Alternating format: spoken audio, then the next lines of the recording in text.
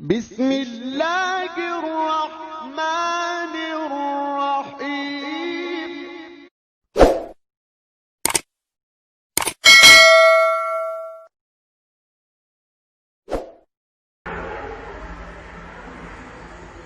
Engkong, ayo ceritain aku cerita. Cerita apa toh? Cerita kancil. Cerita kancil. Oh, itu dulu kakak juga sering aku cerita gitu kalau malam mau bubuk. Yang sama dengan kakak apa model versi lain? Model ya kakak aja. Oke, kalau kakak ceritanya itu kancil yang cerdik suka menipu. Ya. Pada zaman dahulu kala, cikalanya gitu, zaman kala pokoknya masih zamannya itu zaman dahulu kala, belum ada listrik, belum ada kendaraan umum, paling banter masih ada dokar, cikar, sepeda panjang. Hiduplah seorang kakek dan nenek bertani di pedesaan di pinggir hutan. Enggak takut ya? Enggak. Enggak takut kira-kira? Enggak tanya ya? Enggak takut kok enggak gitu. Kok enggak takut apa ya? Iya. Dia setiap harinya bekerja bercocok tanam. Dari hasil tanamannya itu dibawa ke pasar, dijual untuk dibelikan beras, ikan asin, lombok, sama garam. Pokok bisa makan lah. Biaya hidupnya. Iya, untuk kebutuhan hidupnya. Suatu ketika Bapak Tani dan Bu Tani itu berkeinginan menanam sayur yang disebut dengan nama ketimun. Nanamlah Pak Tani Bu Tani tadi menanam ketimun. Setiap pagi berdua, ya panggil saja sudah Pak Tani Bu Tani tadi, kakek dan nenek, ke sawah berdua, mengolah sawahnya, ditanami ketimun. Ketimun dirawat dengan baik. Ya, dibersihkan dari rumput-rumputan, dikasih air, dikasih pupuk sehingga tumbuhnya bagus banget. Nah, pada saat ketimunnya sudah berbuah besar-besar, Pak Tani senang sekali sambil duduk di bawah pohon kelapa. Dia bilang sama istrinya atau Bu Tani tadi, Tunggu dulu, aku punya pertanyaan. Ini ceritanya belum berhubungan sama kancil. loh iya belum, ini perjalanannya. Terus katanya Pak Tani di bawah pohon kelapa tadi, Bu, alhamdulillah Bu ya, tanamannya sudah besar-besar, timunnya besok kita petik ya, kita bawa ke pasar. Hari ini kita sudah lelah karena sudah membetulkan yang pinggiran-pinggiran pagar yang rusak tadi. Tidak, Ya, ayo sekarang di... pulang. Tidak, jangan ditinggal, soalnya nanti dimakan kancil. Pulang. Setelah pulang, terus sampailah rumah, omong-omong, Bu, nah, besok kita bawa keranjang. Ya, mengambil secukupnya, sekuatnya, dibawa ke pasar. Ya, ndak usah di semuanya lah, pokok kita secukupnya saja. Itu. Pagi-pagi, Pak Tani dan Bu Tani membawa keranjang, mau memanen buah ketimun ke ladangnya atau ke kebunnya. Sesampai di kebun atau di sawah atau di ladang, Pak Tani dan Bu Tani kaget. Loh Pak, ketimunnya banyak yang hilang Pak. Kemarin yang di sini banyak. Loh iya, coba ayo kita lihat. Akhirnya ketimunnya tadi diperiksa semua. Ternyata banyak yang hilang. Masa kita kan jauh dari lingkungan orang-orang, masa dicuri orang? Enggak mungkin. Masa binatang liar? Di sini enggak ada harimau. Coba kita cari jejaknya, mungkin ada kaki orang atau binatang. Setelah dilihat, ternyata ditemukanlah ada bekas jejak Kaki. binatang yang mengarah kepada kakinya kancil.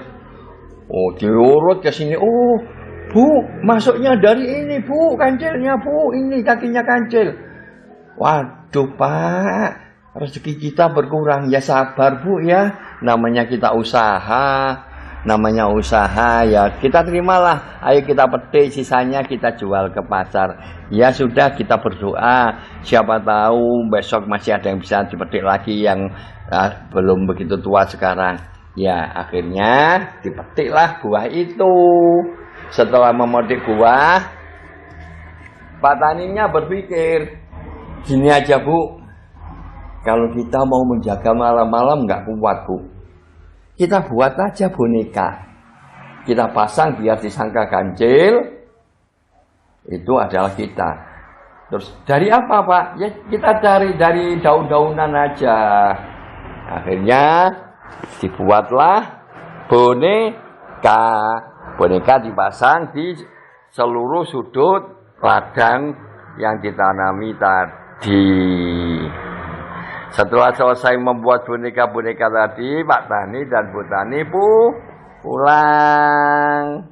Sesampai di rumah, besok paginya hasil timunnya dibawa ke pasar dan dijual. Begitu senangnya mendapatkan uang bisa beli kebutuhannya. Kemudian sore harinya Pak Tani ke kebun lagi. Nah, jadi sore harinya ke kebun lagi. Melihat kondisi kebunnya sudah dipasangi orang-orangan tadi, ternyata Pak Tani dan Bu Tani kaget. Pak, orang-orangnya roboh semua.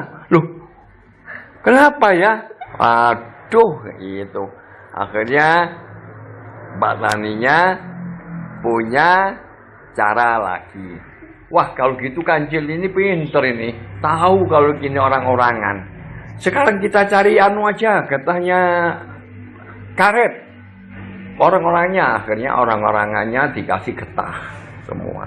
Kasih getah semua. Kenapa kok dikasih getah, Bu? Apa? Jadi ibu tanya. Biar nanti kalau mau merobohkan kakinya itu biar lengket, kita tanggap. Oh, pinter juga Bapak ini. Padahal Bapak nggak pernah sekolah ya, kok pinter jadi. Oh, sampean Bu sampean juga tahu mangan sekolahan bodoh. Tunggu, aku punya pertanyaan. Ya, apa terus? Soalnya berapa lama mereka hidup aslinya? Aslinya umurnya sudah 60 semua, nggak pernah sekolah. Iya. Oh, makanya. Iya. Terus gini, setelah buat itu pulang, istirahat tidur. Lah sekarang Pak Tani Bu Tani tidur, kita kembali kepada ceritanya kancil. Katanya kancil, wah ini sekarang malam kita pesta ke kebunnya Pak Tani. Kita pesta makan buah ketimun. Nah, sambil bernyanyi-nyanyi bersukaria, kancilnya sampai ke ladang Pak Tani tadi. Kancilnya begitu melihat dari kejauhan, petani bodoh, petani nggak ngerti apa-apa, disangka aku takut sama orang-orangan. Itu bukan kamu, itu orang-orangan. Tadi malam sudah tak robohkan, sekarang kamu berdirikan lagi. Awas ya, langsung sombong Kancil. Begitu masuk ke ladang, dia lompat ke orang-orangan, ceplak. Apa yang terjadi? Kiung, kiung, kiung, kiung, kiung, kiung, kiung, kiung, kiung, kiung. Loh, kiung, kiung terus Kancilnya sampai kelelahan kiung, kiung, kiung. Akhirnya dia gantung ke orang-orangannya tadi. Kenapa bisa begitu? Karena kakinya lengket kena lem orang-orangan. Sampailah pada keesokan hari lemes Kancilnya. Pak Tani dan Bu Tani waktunya memanen ketimun lagi. Begitu Pak Tani dan Bu Tani datang melihat Kancil di kebunnya, batine Pak Tani karo Bu Tani rasakno kon yo saiki engko tak cekel lek Kancile ceket Awas kan yo, ternyata betul kancilnya lengket pada boneka itu dan sama Pak Tani langsung rasakan kamu ya yang suka mencuri ketimunku. Nah, setelah itu dibawa pulang. Tunggu dulu, aku punya pertanyaan. Jadi ini makanya jangan sombong. Iya, bawa pulang. Ya kancil kan karena kesombongannya tadi dibawa pulang, kemudian sama Pak Tani ditaruh di sangkar ayam, kurungan ayam. Nggak punya tempatnya kan, kurungan ayam di atasnya dikasih pemberat beban tinggi. Pak Tania kelelahan sampai di situ terus Pak Tani tidur. Pak Tani kan Pak Tani tidur tadi, nggak tahunya tidurnya kesirep sampai keesokan harinya. Di enak-enaknya semacam malam semacam itu, tiba-tiba ada harimau datang turun ke pedesaan ke rumahnya Pak Tani. Di hutan tidak ada makanan. Aku mau cari makanan ke rumah penduduk aja kalau ada ayam atau apa, kata harimau. Kemudian pas di situ kok mengendus, ini ada makanan sedap. Sedap apa ini?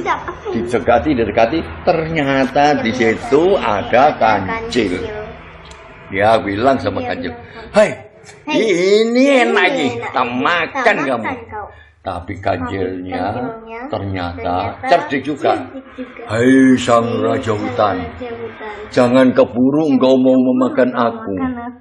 "Kenapa kau jangan keburu? Aku sudah lapar," katanya harimau. "Bukan begitu.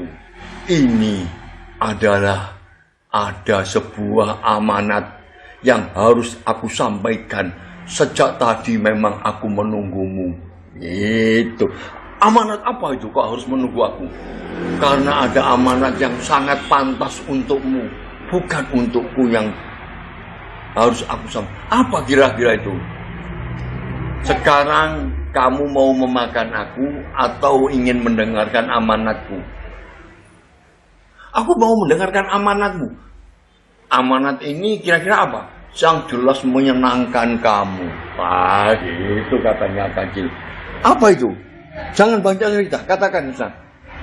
Bagaimana aku bisa mendengarkannya?" "Begini caranya. Ini dulu, buka sangkar ini, angkat. Aku di luar dulu, kemudian kalau sudah kamu masuk ke dalam sini." Gitu katanya.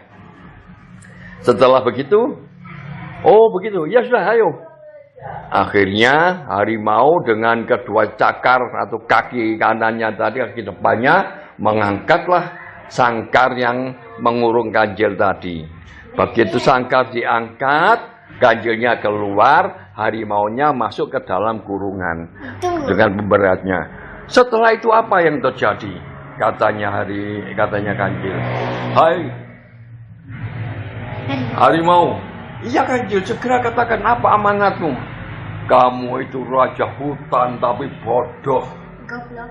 Aku bukannya menyampaikan amanat. Aku itu besok mau dibuat pesta oleh Pak Tani, mau dibuat selamatan, mau disembelih. Sekarang kamu telah membebaskan aku. Selamat ya, kamu besok akan dijadikan pesta oleh Pak Tani." "Dasar kancil, awas kamu ya kancil ya. Saya cari kemana aja." Itulah anak-anak, cerita ini berikutnya bersambung di edisi berikut yang akan datang. Sekarang sampai di sini dulu. Jadi ada yang bertanya katanya, apa itu katanya? Jadi pertanyaannya itu makanya harimau itu suka makan kancil. Harimau ini binatang buas tapi paling suka makan kancil, kijang. Itu makanan empuk bagi harimau. Ya? Makanya harimau suka makan kancil untuk balas dendam. Oh iya, itu ya. Jadi cerita edisi berikutnya bersambung pada yang akan datang. Silakan saksikan terus cerita anak-anak. Terima kasih, sampai jumpa.